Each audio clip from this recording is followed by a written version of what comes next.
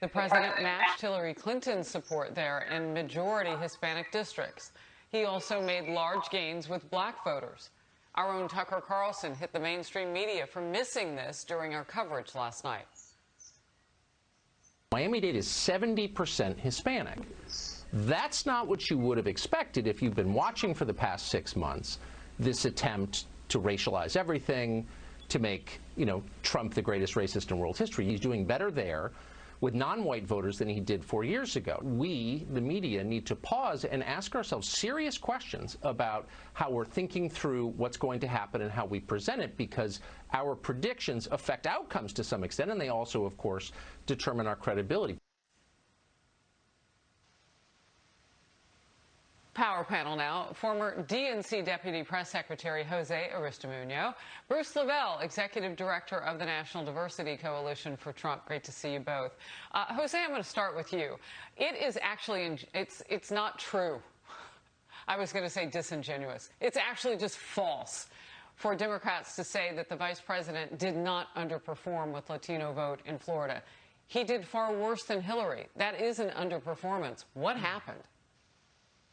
Well, look, I'll tell you what happened. I think first and foremost, there's no question that the president did well. He gained support, especially in Miami, looking at Cuban Americans, Venezuelan Americans. I think his message, unfortunately, about socialists, that that Biden is a socialist, that Biden's going to be the next Maduro, they're all false, of course. But I think a lot of Latinos in South Florida believe that. Number one, I think we did do well. Let's recognize that we did well with Puerto Ricans. Biden got over 70% of the Puerto Rican vote from the numbers that I've been seeing. I think Puerto Ricans feel disrespected by this president, and I think we saw the consequences of that last night.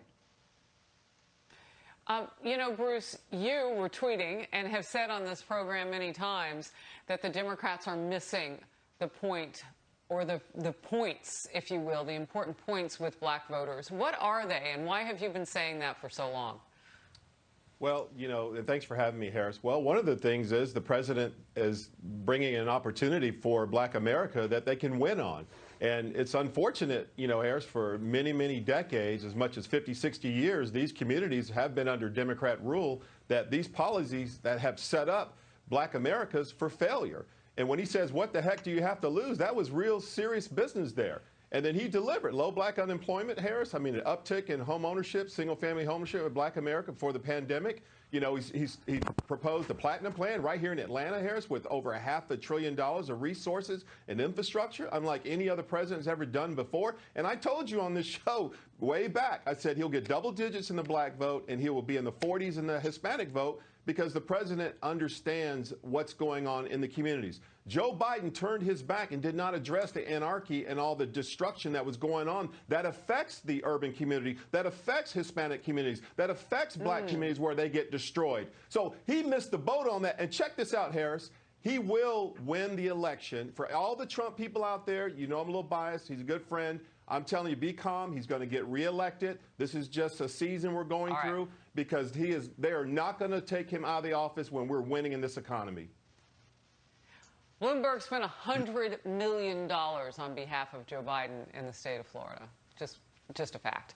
New York Democrat Alexandria Ocasio-Cortez hit Biden over his performance with Latinos, saying on Twitter last night, as results were rolling in, I will say we've been sounding the alarm about dim vulnerabilities with Latinos for a long, long time. There is a strategy and a path, but the necessary effort simply has not been put in. Wow. Jose, now the infighting begins.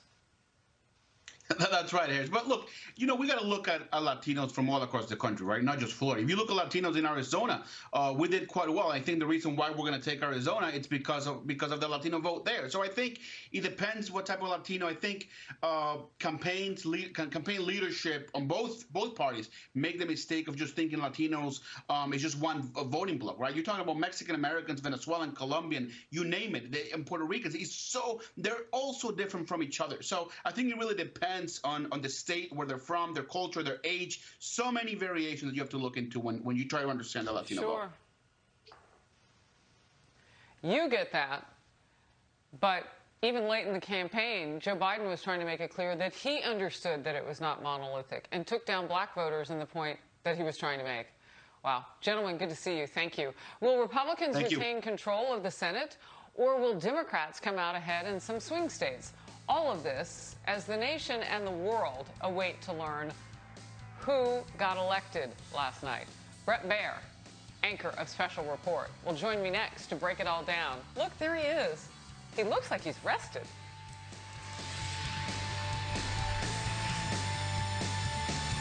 I've got some terrific. Hey, Tony, what you doing? I am just reviewing some of